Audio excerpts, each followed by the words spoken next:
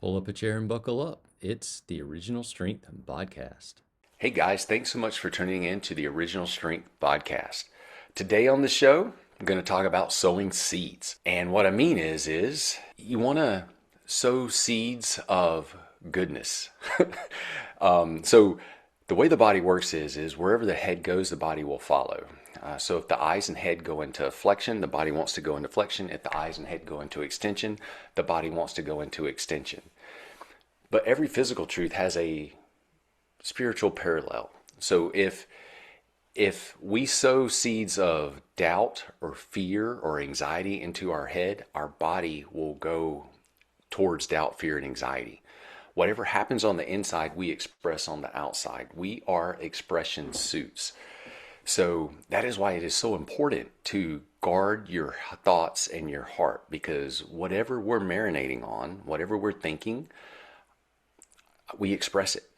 And that's why it is also important as a coach or a trainer or a therapist or a doctor to make sure that you're sowing good seeds into your clients or your patients. And what I mean by that is if you see the body as being fragile or easily broken and you sow those seeds into your client or patient, you're going to reap what you sow, because their body will follow their head, and their heart is always going to do that. And it may be, in some cases, seeds are pretty quick to grow. And in other cases, they take time for the roots to spread. But then later they express themselves, right?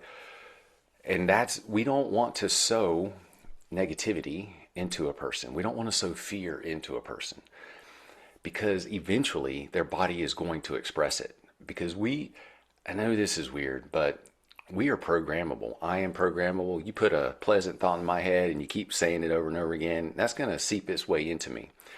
Also, if you put a negative thought in my head and you keep saying it to me over and over again, if I am not careful, that's going to seep its way into me. Now, I have ownership on what I allow to come in, but even though I try to guard my eyes and ears, sometimes stuff still seeps in, right? Sometimes you let your guard down, or sometimes it's just nefarious enough that it just gets in there. But you want to protect yourself, right? So when it comes to working with someone or trying to help someone, we really want to help them as much as we can, and we want to sow seeds of goodness.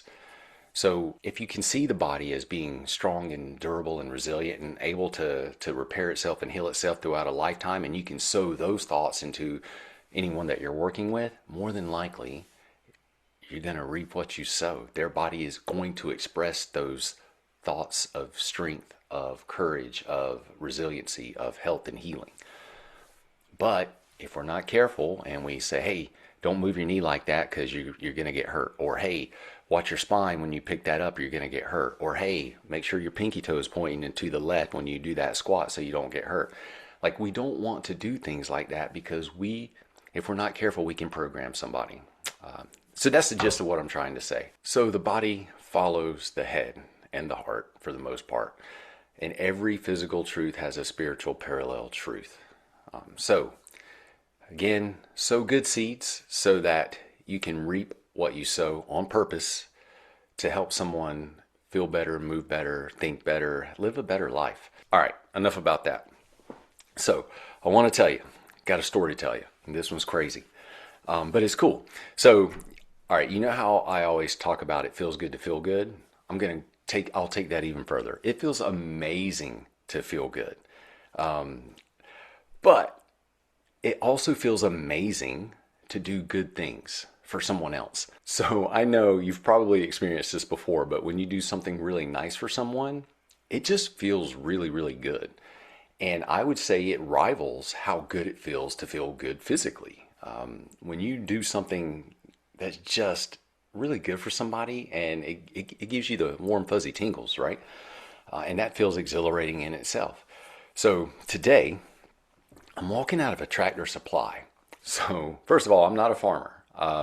Not me. But even though I live in a town called Fuquay-Varina that was a farming community, I was in the Tractor Supply to get birdseed because my wife told me to. But when I walk out of Tractor Supply, this lady had come out before me, and she had a box of birds. And when I walk out of the Tractor Supply, I see this box of birds on the ground, and there are birds running all over the parking lot. And she was trying to chase them, but she didn't really. I mean, she was chasing all of them. And I don't know if you've ever tried to chase two rabbits, but you can't catch either one of them. So you got to focus and only go for one. And this lady clearly needed help, and I felt bad for her because like she was like, oh, like she could hear the frustration and the anxiety in her voice. So I put my birdseed down and I start chasing ducks. And guys, I've never held a duck before. I mean, I've had duck at restaurants, but it was different. But I've never touched a live or held a live duck before. And I don't know if you know this, but little ducks, they have an extra gear. They are fast. Like their little bodies, they elongate and their neck gets really long and they throw their wings out to the side. And then, man, they just hit a high gear. And it looks like they got rockets propelling them across the ground. So these little ducks are taking off across the parking lot at the Tractor Supply. And I'm chasing them. And I catch two ducks, which was so cool because, well, on a physical standpoint, those ducks were quick and nimble, but so was I. And I was trying not to kill them because you don't want to be over quick and not nimble enough that if you need to make a change in direction, you don't want to step on the duck or anything, right? So that was the task was I was trying to catch them without hurting them. But I caught two ducks and I put them in helped the lady put them back in the box and secure them so she could put them in her car. And she was so thankful. Guys, but it felt so good to help this lady catch these ducks. and then it also, I mean, it felt good to know that, I'm quick enough to catch ducks, but that was that wasn't the point as much as it felt good to help somebody in need. It felt just physically amazing as well. It fills you with the warm tingles. All of that to say, if you get the opportunity, and the opportunity probably presents itself every day if we're paying attention, but if you get the opportunity to do something nice for someone, it can make you feel ridiculously good. And I'm not like saying go do things just to feel good because that's selfish. I'm saying though, I guess you reap what you sow, right? Like if you sow a good deed, what if you reap something amazing from it? Like, oh wow, that feels really wonderful. And honestly, that wonderful feeling could just be experiencing love, what it's like to do something loving and caring for someone else. And I don't know that there's much greater joy or feeling that you can experience to be useful. It feels amazing to be useful. Anyway, I'm just thinking out loud to you, sharing my chasing ducks across the parking lot of the Tractor Supply story.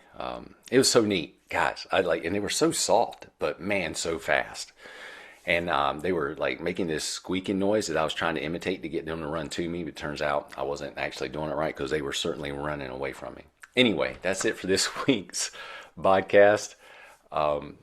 Be careful of the thoughts you keep in your head. Be careful of the seeds that you plant in others. And do something good for somebody. You will be amazed at how amazing that feels. All right, guys. Thanks so much for listening. Talk to you next week. Thanks for listening. Now get outside and play.